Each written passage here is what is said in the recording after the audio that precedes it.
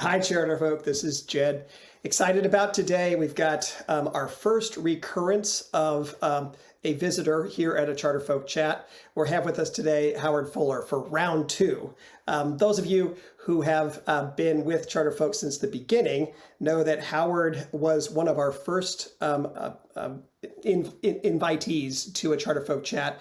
I believe it was in August of 2020. And so Howard said so many interesting things during that discussion that I wanted to have another conversation in the next month, but reached out to him just a few months ago and asked if Howard would be willing to come back, and was delighted to hear yes. So Howard, thank you so much for being here with us again. Yeah, thanks for having me, Jed. I appreciate it. Look, we could dive into so many different directions. And one of the things I like about doing interviews like this is it gives me an excuse to do a bunch of additional research on people that would otherwise feel maybe a little bit creepy, right? But, it gave me a chance to reread the book and to dive back into the chapters that I love the most. I've watched a bunch of additional videos, and we're going to create links to these videos. I thought what Marquette is doing with you and these 4-hour-long interviews around paying it forward, we'll provide all of those interviews going forward. But I've certainly just enjoyed, getting to know even more about you and appreciating even more what you've done for us. To get things started, one of the stories that just comes back to me again and again is you and your shoes in Mozambique, right? And just the full abandon within which you just threw yourself into that challenge, Yeah. and then realizing, halfway through, wait a second, maybe there were a couple of additional things I might have thought about before I did this thing. But anyway, for those of our listeners who haven't heard that story before, can you talk to us about Mozambique and your shoes? Yeah, well, the problem with the shoes, Jed, was I actually realized once I got invited to come into Mozambique, I only had 24 hours to get ready, and I couldn't tell anybody that I was going into Mozambique. So I sort of dropped off of the face of the earth. But I knew that I needed something other than those leather shoes that I had. But there were no size 14 tennis shoes in Tanzania, in Dar es Salaam, that I could find. So I ended up going in, with those leather shoes, and they were pretty cool for walking around, in a city, but not, on a hike with gorilla columns, inside of Mozambique. So I actually literally walked out of the soles of those shoes. And there's a picture in the book of me sitting by a hut with Fernando, who was my bodyguard. And if you look real closely, you can see duct tape. Because it got to the point where I had to put duct tape on the shoes to try to hold them up, to make it through. So yeah, if I'd have thought about it, I would have carried some tennis shoes. But I didn't know I was going to go into Mozambique when I went to Tanzania. So I wasn't prepared. Well, I think there are all sorts of artifacts, in the Howard Fuller Museum we'd all love to see.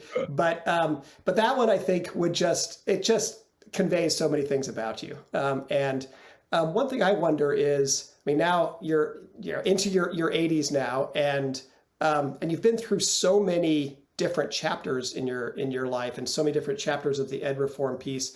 And to some extent, you can want to go to the area stores and see if you can find a size 14, tennis shoe, a day before you need it. But then there are other things where you're just not going to be able to have the time to prepare, and you end up in the middle of these things, whether it was your superintendency, whether the things you were doing earlier, with the political work you were doing before really charter schools ever came along, all the work afterwards, and wait a second, people who were my political allies are going to be attacking me for doing things that are completely intuitive to me. Talk to me about preparation and readiness, for the circumstances that you've found yourself in. And if there's anybody that, is there any advice you could give to people that are going to be into things? There are actually a few things that, do prepare you no matter what, and might make you more versatile and more resilient than you might otherwise be. Yeah, I'll try to answer that question, Jed. One of the things I tell people, I was talking to a group of young people the other day, because everybody's younger than me, but I was just explaining that for me, it's really crucial to be committed to purpose, as opposed to any particular institutional arrangement for getting the purpose. And I think that that has been the greatest preparation for me, because what it allows me to do is to do things where some people would consider that to be a sellout. And so I'm always trying to understand the distinction between principle and strategy and tactics. And so certain things that I've done in my life, I've considered to be a matter of strategy and tactics, but I realize other people would consider them to be a matter of principle, as I would consider certain things that people have done as a matter of principle, but they may see it as strategy and tactics. So what I'm trying to say is that, to me, there's a general way to be prepared for whatever pathway you have to go in your life. And that general way to be prepared is to understand who you are, what it is you're really all about, and that if that commitment to purpose is there, it's going to always take you down a number of different pathways. But if you are confident and clear about who you are as a person, what it is that you believe in, you can go down these different paths. And you also have to be prepared, as I have been and continue to be, to take the criticism that's going to come from various people, depending upon the particular path that you take. I mean, you can't do work for social justice in any form in this country for 5 minutes and not live in a sea of contradictions. And so the reality of it is, are you willing to take the weight for the decisions that you make? Are you willing to live with the contradictions that you have to live with in order to get to the purpose that you're trying to achieve? Fascinating idea, and realizing my own sense where the values were clear, I would definitely felt more resilient. And then I had my moments of, and I've seen it in others. If you were to talk about our movement, whatever we, if it's ed reform, if it's choice, if it's charter schools, collectively, do you have a sense now that the people that are finding themselves in these challenging situations, are they bringing the same degree of commitment and principle as we've seen in the past? Less, more so? Any trends that you're identifying about who's coming and what their readiness is for the challenges ahead? I really don't have a view on that, Judd. I mean, because I'm not as involved on a day-to-day basis, nationally as I was, and I'm not keeping up with a whole lot of stuff. Because right now I'm focused on trying to build a new building for our kids. I'm focused on what is the next school year going to be. I'm up at our school right now. Our teachers have come back and sitting in on some of the sessions as they're getting prepared. And so I'm sort of focused on our situation right here in Milwaukee. This afternoon, I'm going to do a session, as I told you, with, what I consider to be the next generation of leaders in the city of Milwaukee. And my goal is to try to get them to understand sort of how we got to where we are today, answer any questions that they have of that I can answer. And then it's about how can I be supportive of them as they go forward. And there's this one quote from Wretched of the Earth by Frantz Fanon that always sticks with me. And it says that every generation out of relative obscurity must discover its mission and either fulfill it or betray it. And what that has always meant to me is that every generation has to sort of define its mission. It has to say, this is what I see as the mission. And then you got to decide, how do you move forward on that mission? And so for people like me, I think my role at this point in my life is, first of all, to keep fighting for kids every day. You don't, I mean, I don't care how old I am. I'm going to fight for kids as long as I can. But it's also to try to be here as a source of historical information, advice when it's asked, but giving that advice in a way that makes it clear to people, you've got to decide whether or not this advice is of any value to you. And I ain't gonna get mad at you if you decide it's not. You know what I mean? That's not right. But at least I want to tell you, hey, here's some lessons that I've learned. Then you've got to decide whether or not those lessons are useful. I mean, it's like when I'm with my grandson, and he's like a basketball fanatic, and he really wants to play. And of course I played, but I played 100 years ago. So I can't, he's doing stuff and, that, back then my coach would tell me, oh, no, you're not supposed to do that. Well, yeah, you are going to do it today because the game is totally different. You know what I'm saying? Right. And so I believe the same thing about any struggle that goes on, to make change. it takes place under a whole set of different historical conditions. And so you have to approach it, with that in mind. And I can only be helpful to that up to a point, because I don't have the same perspective that people who are engaged today. They come at it with a different lens, with a different set of lenses, and I got to be able to understand that and just figure out how I can help. Yeah, I think that I've got confirmation bias as bad as anybody, so I admit that up front. But I would say that I see some things that would suggest to me that the reform world, what we sometimes find most bewildering, what knocks us off our moorings, is the political backlash. Yep. that our intentions could be doubted, and then suddenly we start looking at other people and wondering. And what I've noticed in the last 2 years, of course, the political backlash is continuing and all that stuff, but these other issues have emerged around COVID, around learning loss, around racial reckoning. And I actually feel like our world has its bearings better dealing with these incredibly difficult things, because sometimes they connect us more directly to the kids. I got to do this thing because I can understand the kids in the communities. The political stuff, it almost backs us away and almost makes us more fragile. Any reaction to that? Or is that confirmation bias, Walls? Yeah, you can pick that up where you want to, but there's as much countervailing evidence as supporting. Yeah, well, what I would say, Jed, is what you just described has never not been the case. In other words, it's people talk, oh, well, there's politics. Well, there's never not been politics, right? It's like one of the beautiful things about reading history and understanding history is that you understand that these things have happened before, albeit under a different set of conditions, different manifestations of those conditions. And so when I was reading, one of the things that COVID allowed me to do was to finally read Black Reconstruction by Du Bois. And it was really helpful because it helped me to understand what was going on with Trump. It helped me to understand how we've gone through these different periods of our history and how certain things, certain ideas rise up at certain moments in our history.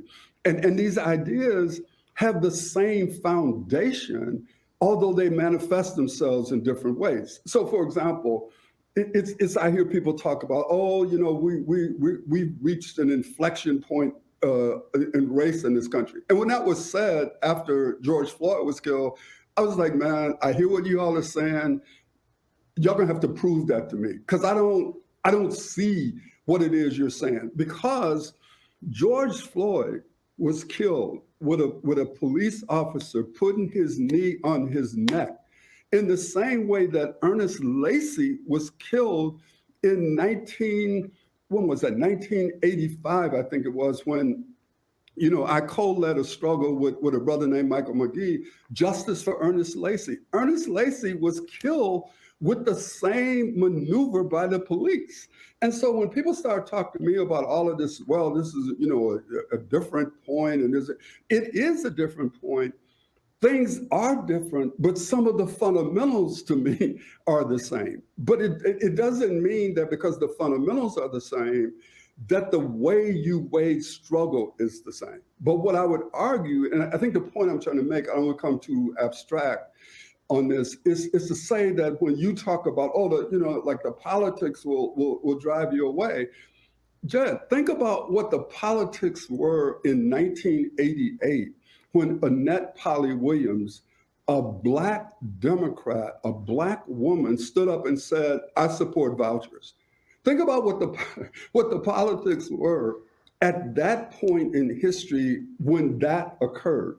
Think about what the politics were early on when we began to talk about charter schools. So the point I'm trying to make is there's nothing new about the political fallout and the backlash and all of that. It just comes in a different form. But its existence has always been the case when you try to wage struggle. Question about what's going on at school. Great to see the pictures behind you. Great to see the recent press about progress on fundraising. Of the videos that I watched in the over the last 10 days, of the video of the signing ceremony and the excitement of all those kids going to school, it sure seems to me as though your high school, which has actually been around for quite a while now, 18 years. It's picking up new momentum. That's interesting. It's the inverse of 81, right? But it just seems to me as though is there any correlation here? I mean, is there something to sticking with it?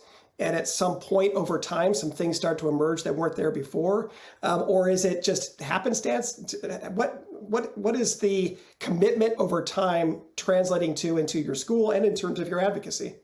Yeah, that's a very interesting point, Joe, because I don't have any issues with people who have their 15 minutes of fame and then they sort of, disappear. But to me, struggle is about the long haul. It's about understanding that you're going to get certain things done at certain moments in history. There's going to be one step forward, two steps back. It's never going to be linear. It's always going to be like fraught with twists and turns and dangers and this and that.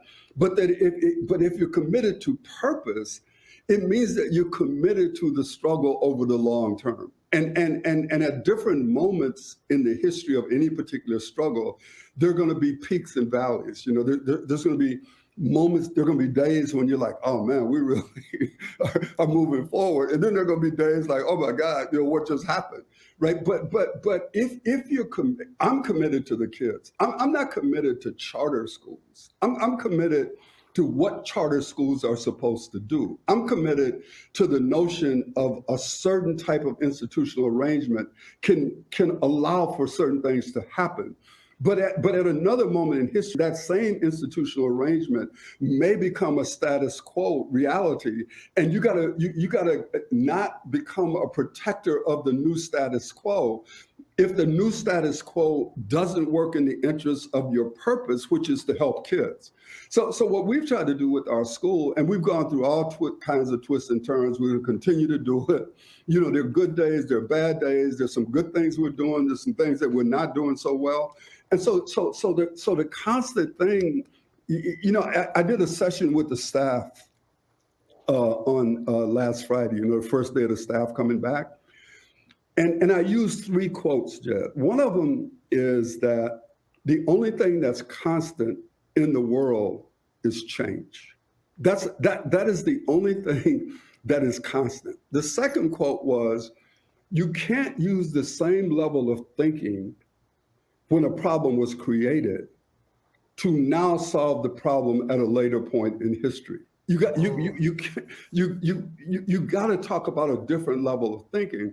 And then my favorite one is by a great African-American philosopher named Junebug Jabo Jones. He said that Mr. Say ain't nothing, Mr. Do is the man. And the reality of it, Jed, as you know, is people can say anything. The question is, what do you do? And show me the results of what you do. Because many times I've been in debates with people who would argue about, well, I don't like the way you're doing this. And my retort has always been, if you don't like what I'm doing, cool, show me what you're doing. Here's what I'm doing. I'm willing to stand on what I'm doing. Show me what you're doing, and are you willing to stand on that?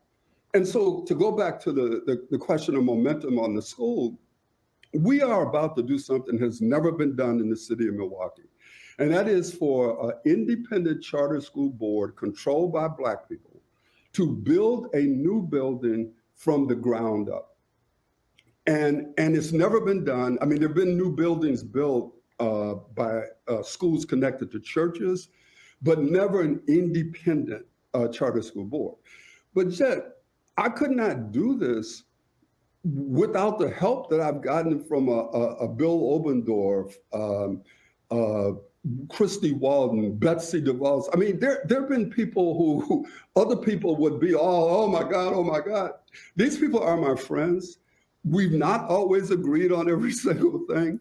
Like I didn't agree with Betsy when she worked for Trump. I mean, she knows this, but we didn't like lose our personal friendship over a political difference. You know what I'm saying? So, Yep. so a part of the reason why people look at me cross-eyed is because one of the reasons I refuse to allow people to pinpoint me.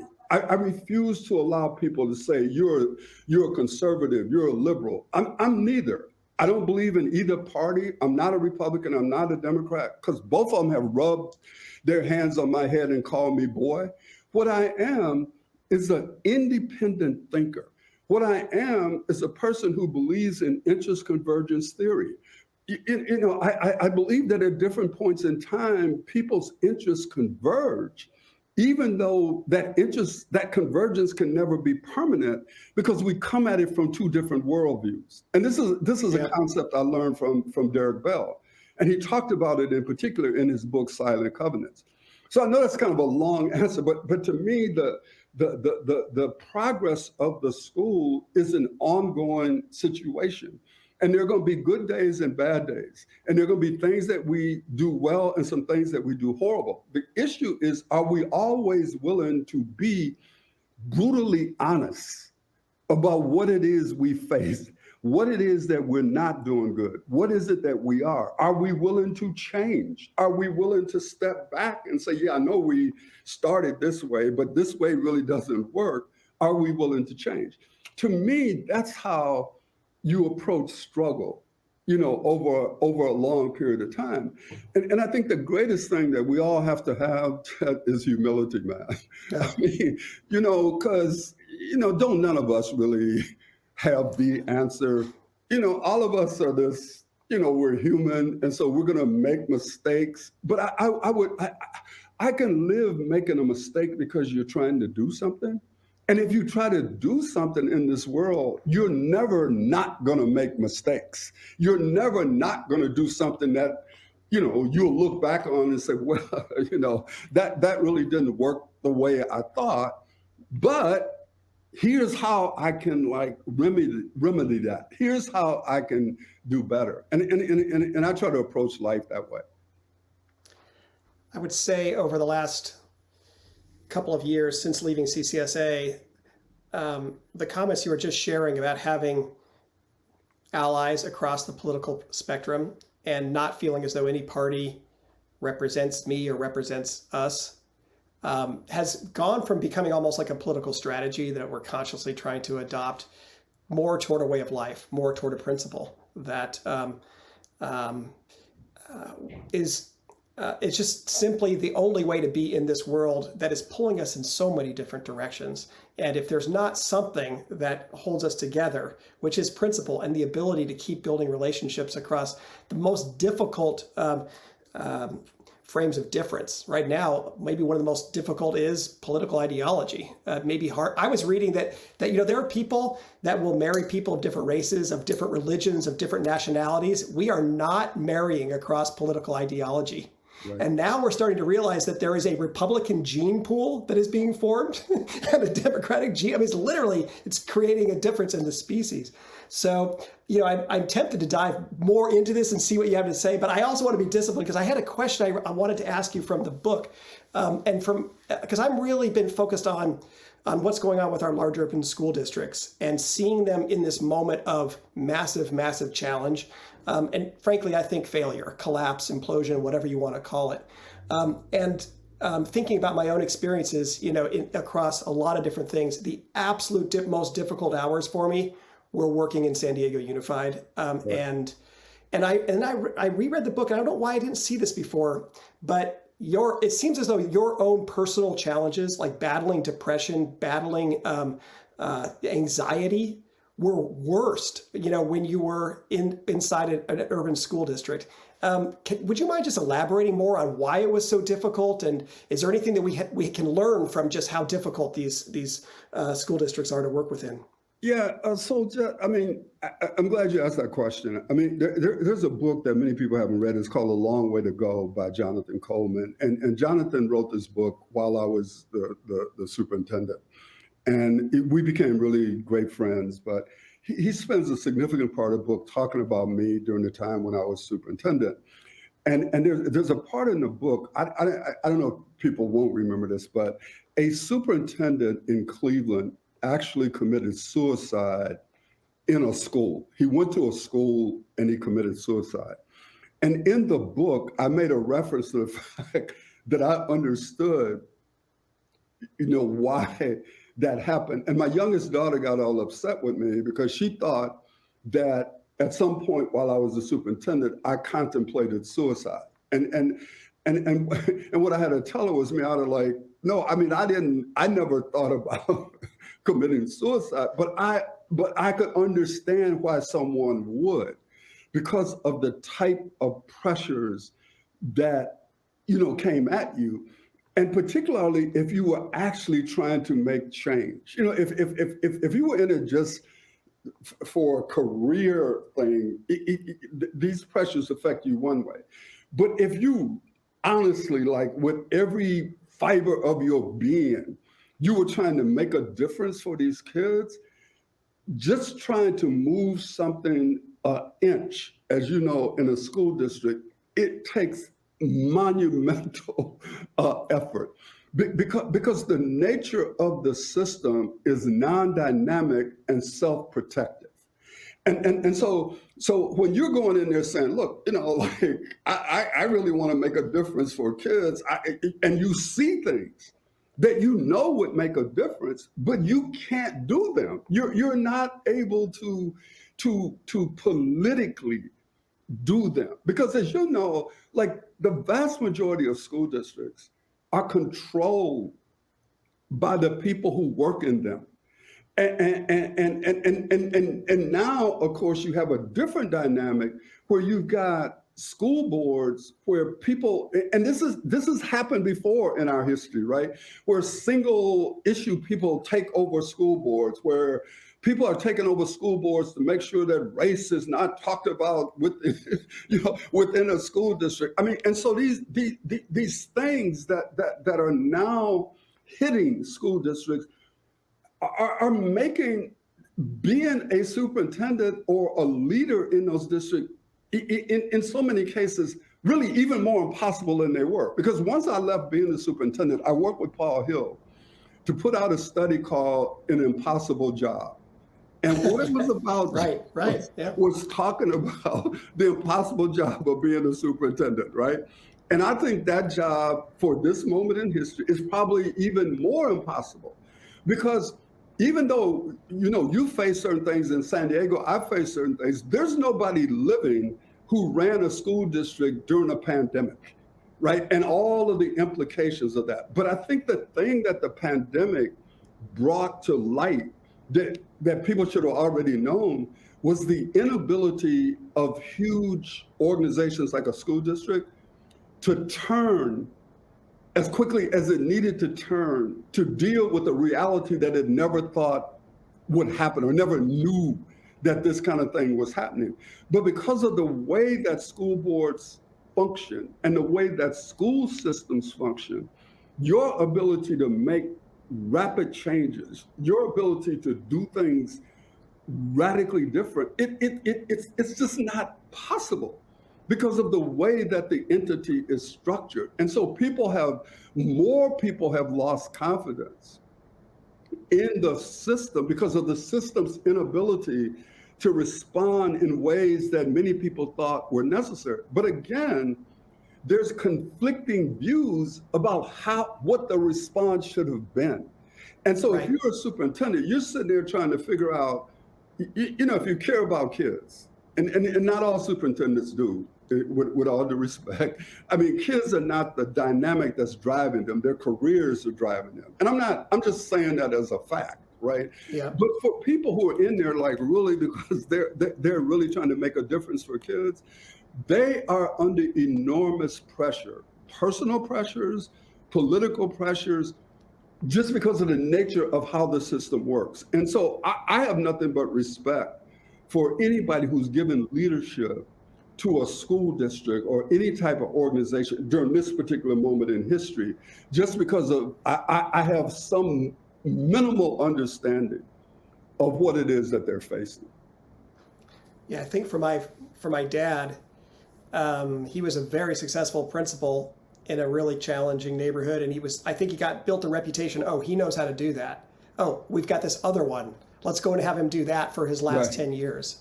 And it did not work. He was crushed, and he was prevented from doing what he knew this high need community needed done, and it was just soul killing for him. And I think there are just so many different contexts within dysfunctional school districts where people just feel that it's like we could do this, but then you're in some way prevented. Question I have for you is, as we see our school districts dealing with even greater challenges, where we're seeing an exodus of kids, we're seeing an exodus of teachers. We're probably going to need to see more school closures happen. We may need to be shifting to hybrid things. I'm seeing school districts considering changing to 4-day work weeks and these kinds of things. We're putting our school districts in the situation where they have to change more than they've ever changed in the past, and yet their ability to change seems Right. as small as it's ever been, if not smaller. How does this affect your sense of optimism, or how should we be orienting ourselves to these school districts, knowing just how far short they're likely to fall in the challenges that await them? Honestly, Jed, I give no thought to that. I know. I mean, I'm just being honest, man. I'm like over here trying to figure out how do we make our school work for the children and the families, right? And I don't spend a lot of time, looking over at the Milwaukee public school system, trying to think about what it ought to be doing and this and that. Because honestly, I do not know.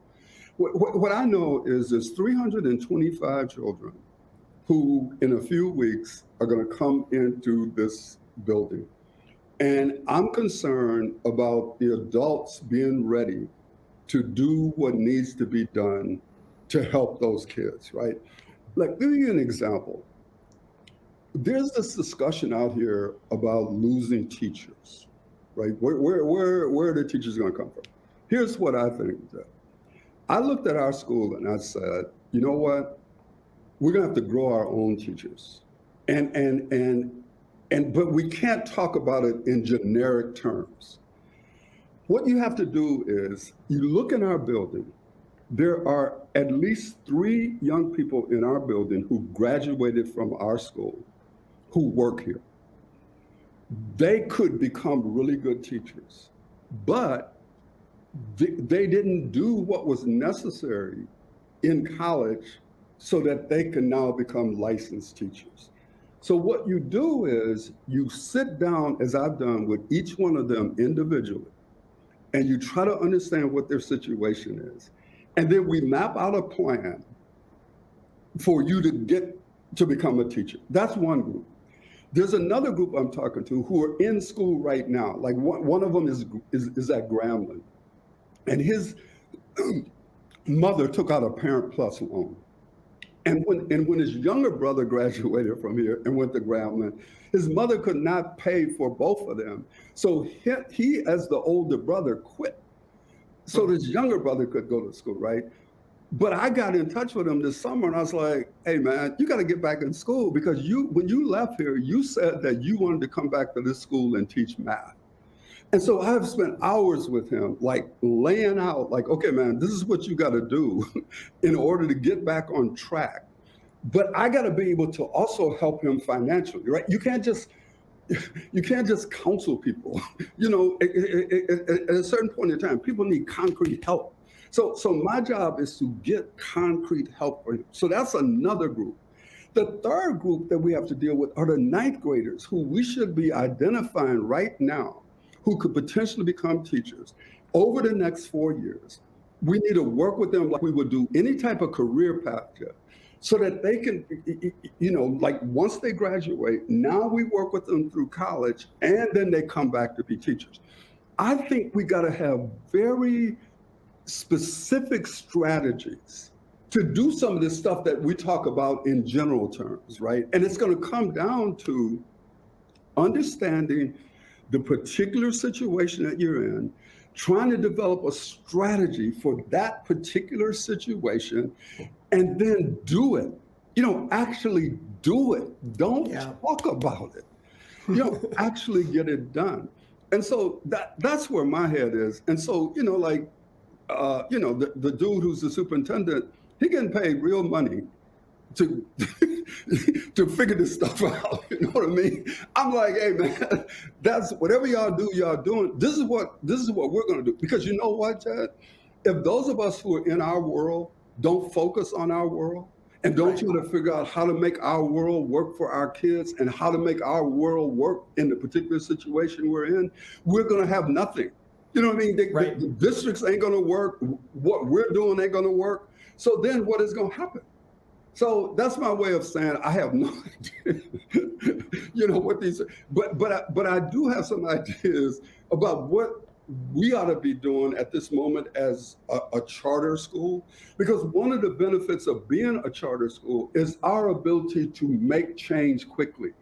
Yeah. You know what I mean? That we don't, because Jed, that no matter what you think is the way to do, when the kids show up, it's different. You know what I mean? Yeah. And so you got to be able to take all of these grand plans that you had, change them, because these kids have walked in here with a whole different set of things than you even imagine. Not everything, but you know what I mean? But the ability to make changes to make sure that you can serve kids well. That is what we can do, as charters, whereas large districts can't necessarily make those changes in the way that they need to be made. Yeah, and it's that difference of just our readiness or our ability to make the change. When you start to multiply it out across the number of charter schools that we have now and the number of kids that are in school districts, it just seems as though there's a special responsibility on us, those of us that have that freedom, that flexibility, who can do it, to do it well. But I also think that our heft is getting to be such that, we can't help be expected to look across the field and see the school district too, and seeing how it's struggling and what's supposed to happen. And also when we see just how many super high needs kids there are, super high needs communities that are being served by those schools, it just seems as though the sense of responsibility grows. And I agree with that, Jeff. But I think the point I'm trying to make is we can only do so much, as like these humans, can only. Right. So the question is, on a given day, where are you going to focus your attention, your resources, your ideas? And one of the things that concerns me about the future, not concerns me, I mean, because I know people will figure it out, but as networks grow, or as one of the things that we gotta not do is become like that which we were trying to escape from. Because as you know, Jeff, when you start institutionalizing stuff, which you have to do in order to survive, institutions can become self-protecting. And so the question is, even as you try to solidify, you also have to be changing. Because if you don't have that frame, then what you're going to become is you're going to become non-dynamic.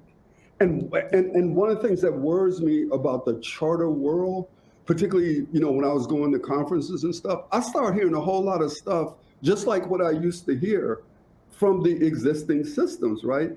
And so we got to keep reminding ourselves that we created charter schools not to recreate that, but to do something different for kids. And we have to keep reminding ourselves of that reality, and not just reminding ourselves, but being willing to do it differently so that it serves our kids well. One of the comments that I thought most interesting and maybe most dispiriting about what I saw you say with the Marquette Paying It Forward series is that you saw that there are 3 segments of education in Milwaukee, roughly a third in charter schools, it's not exactly balanced, right. but there is the charter school sector, there is the private voucher sector, and there is the traditional public school. And you found all 3 to be basically mediocre. And you lamented the fact that we were not looking across the 3, figuring out what works, and then finding a way to do that. What I wonder is, do you do you see that as basically the story in all urban school districts? When I look at Washington, D.C., for example, I actually don't see that same story. I see that all boats have risen. I would much rather be a family raising kids, with educational options in 2022 than I would have in, say, 1992. But I don't think it's the same in all districts or in all cities. So can you just talk about that? Are there places where we're doing it better than other places? Or are there places where we're just getting lucky, or there actually isn't any difference? Yeah, I'll say a whole bunch of stuff, and sometimes I wish I could go back and, take some of it back or reframe it. And that assessment might have been a little harsh because the reality is there's some really good schools in the city of Milwaukee in each of the sectors. I think the point that I was trying to make, though, is that I don't think in any of the sectors, those good schools, however we define that, are the norm. You know what I mean? I don't think we've been able to maximize in any way the ecosystem that we've created, in part because of the political opposition that continues to exist 35 years later. And we've never been able to say, look, here's the reality. We have a different education ecosystem than we did 30 years ago. Here's how we could take advantage of that for all kids, deal with equity and funding, for example. But the reality is, because this isn't about kids, it's about who controls the power, who controls the flow and distribution of the money. Because it isn't about how do we make this work best for kids, we're not maximizing what we've created in a way that would work for kids. And I would think that no matter where you go at in this country, no matter what school district, whether it's DC, whatever, that you will be able to look across that district and see some really good schools, relatively speaking, are doing well by kids. But the way I am is I tend to always worry about the kids that are not doing well or the schools that are not doing well. You know what I mean? When I look around our school, I see some kids who are really doing well, but I see some kids who are not doing well at all. And I'm always like, well, what are we going to do about them, right? Because to me, but that's also a bad thing, because what you sometimes do is you don't celebrate that which is good because you're so focused on looking at the things that are not going well. And I have to always remind myself that you gotta also celebrate that which is good, even as you keep saying, yeah, but we got to do better, right? Because even though we may all be better than we were, the question is, we're better than we were, but what's required today requires something that's even better than where we are. You know what I mean? Right. So you got to always, in my way of looking at the world, put stuff in context. Yeah. And yes, like I told the staff the other day, is that, there are people who sit here and say, Doug, the school ain't, what it used to be. And my argument is good. Because if the school was what it used to be, like the graduates, Doc, y'all used to do this or that. I'm saying, yeah, but that was y'all. This is a whole different group of kids, right? You can't function with them the same way that we function with you. But there are some fundamental things that I think are still critical. But it's the how do you keep the things that work, but make the changes that need to be made to meet the current situation. So that's my way of saying that when I made that statement, what I was trying to get people to see is that we're not in a situation where if you look across each of these sectors, the vast majority of schools operating in each of those sectors is really good for kids. That's not true. Right. But it's also true that there are schools that exist today and they're doing well with kids so much better than 5 years ago or 10 years ago, right? Yeah. But what I'm trying to get people to see is don't start thinking, we're cool. No, we're not cool, because there's still too many schools that are not doing well by our kids, and we gotta not let that reality just be, and nobody says anything. Yeah, I think this is an obsession of mine. I totally hear you in terms of, hey, I've got my head down and I'm focused on these kids and what does the school district do. I just am particularly attuned right now to just this notion that every generation finds a way to screw over the low income Black kids and Latino kids, and it seems to me as though a way that it could happen, or it is happening in this generation, is that we're leaving Black and brown and poor kids in these urban settings that are financially broken. They've had all the resources sucked out of there, and anybody that could get out is getting out, and yet we're going to leave those kids there. And what do we do about that? And it's also the place too where it's not like there aren't all sorts of good-hearted people that want to would charge directly at that, but then they see that thing that instilled the anxiety and depression in you. Wait a second, if I go there and it's hidebound in terms of what we can get done there, oh my goodness. And so we almost structurally have this way of averting our eyes from the ugliest and saying, I can help in damn ugly, but not the ugliest. Let me stay focused there. And it's just a moral dilemma that I never feel like I have answered for myself. But there is no answer for it, Jeff. That's why you don't have an answer. No, I'm serious. I mean, there's you know what I mean? There's no good answer to that, right? But let me ask you to think about it in this way. As you weigh struggle, one of the things we have to try to understand is there's a division of labor, whether we want it to be or not. Some of us need to get up every day and worry about what you just said, and try to figure out, okay, how do we make a policy change? How do we make a difference? Some of us got to get up every day and say, you know what?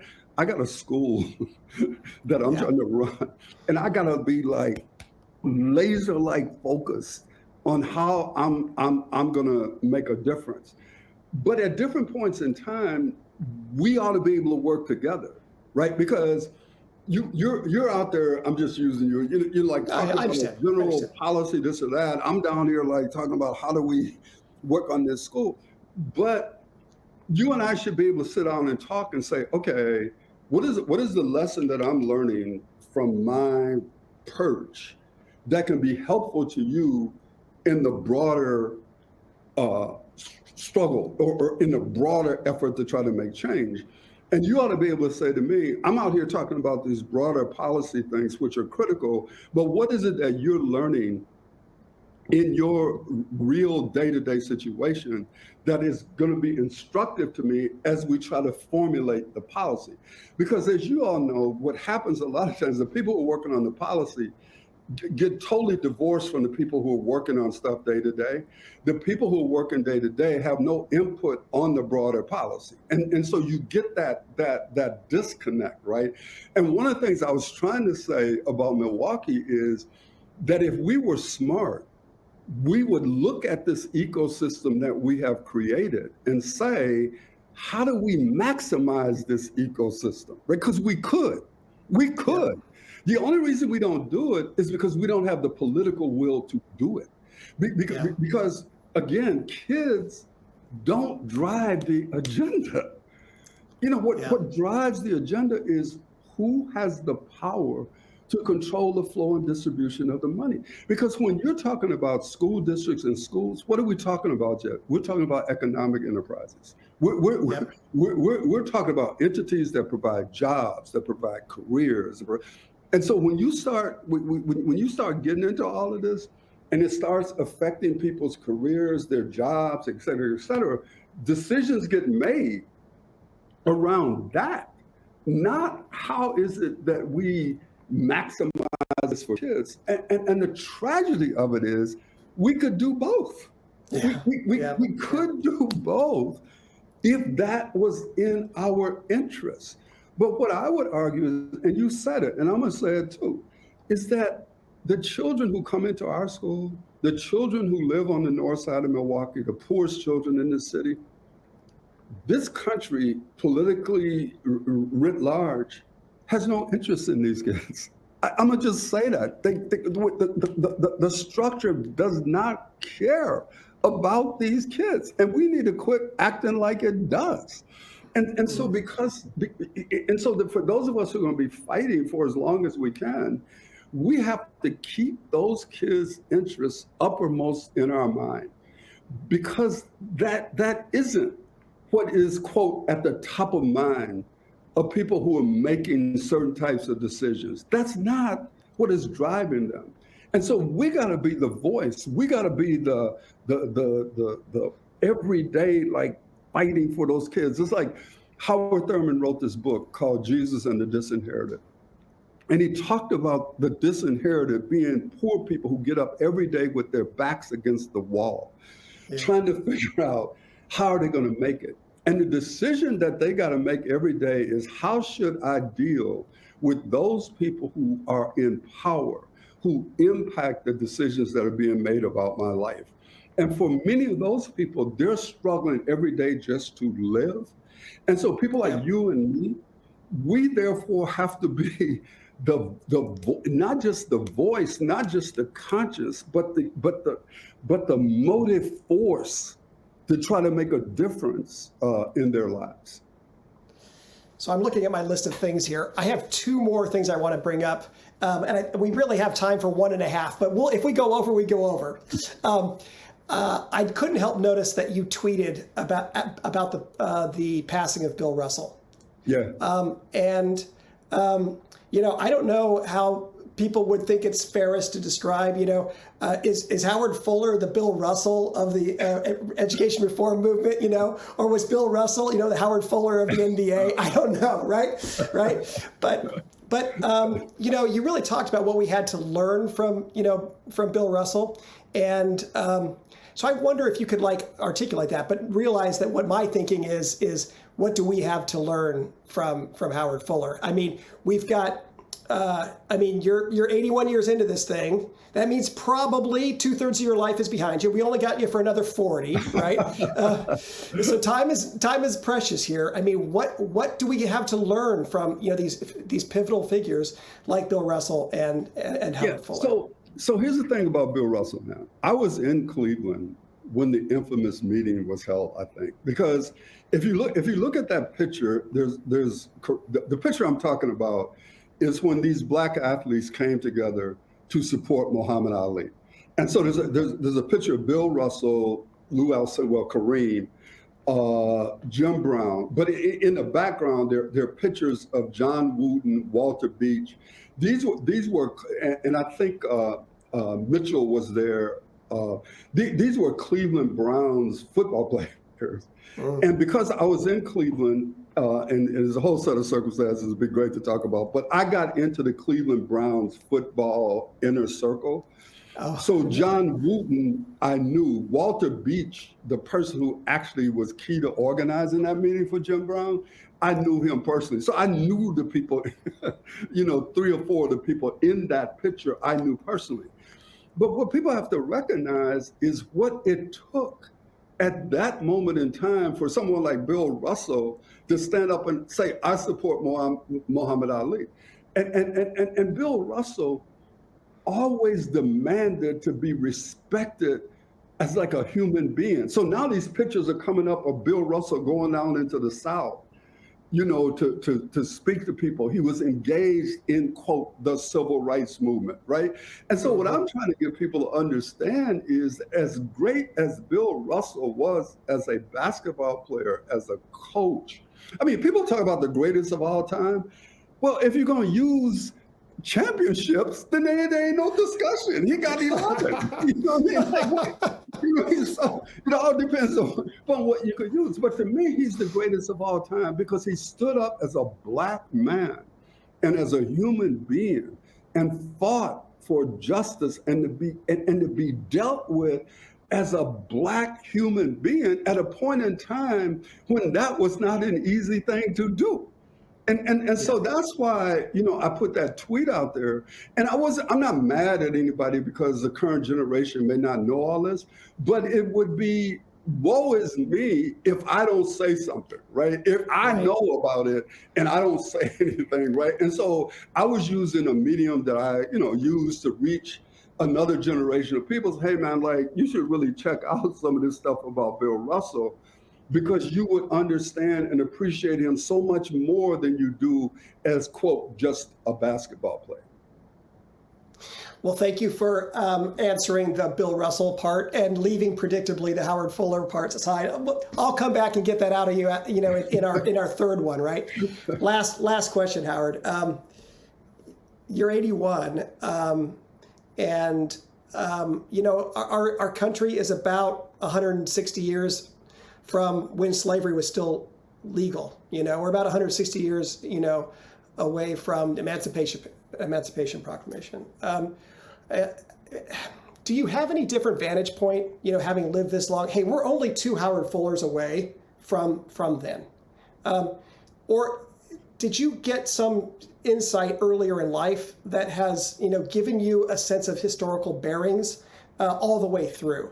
Because I think as I'm getting older, I'm realizing, wait a second, things that I thought were pretty far away, they weren't that far away. They aren't that far away. And it fills me with a greater sense of immediacy. I got to make as much progress as I can. But what's your take on that? Yeah, that's a good point. I mean, I talk about in the book, I talk about my mother and my grandmother, because see, to me, there's like the historical figures that made me who I am today. Like I was at Corey Methodist Church when Malcolm X delivered the ballot and the bullet speech. I was sitting there, right, up in the balcony at Corey Methodist Church. That speech changed my life.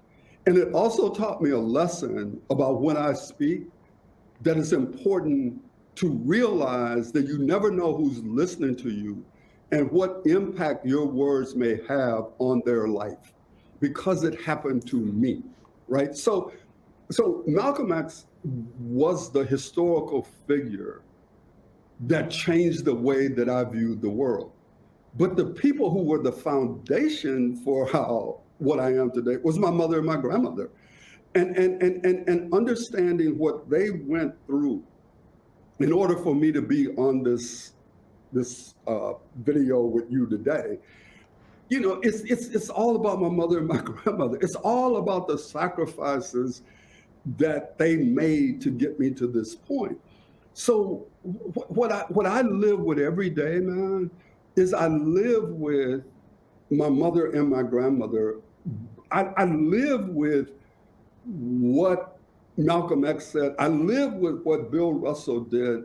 I live with what Ella Baker meant. I live with the fact that people died in order for people to vote. I live with the fact that people died so that you wouldn't have to ride the back of the bus. And so for me, Jed, these things are not like just history.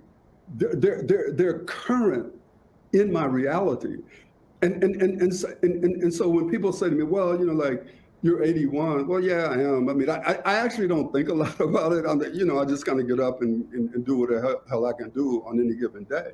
But what I do know is, for as long as I can like breathe, for as long as I can like function, I have no right not to fight.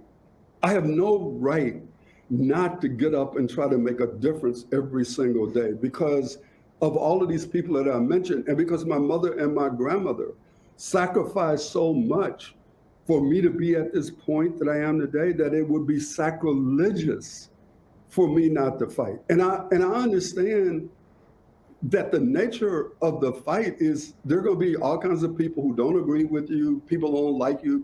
I mean, that all comes with it, right? But I'm willing to like take the weight for everything that I do.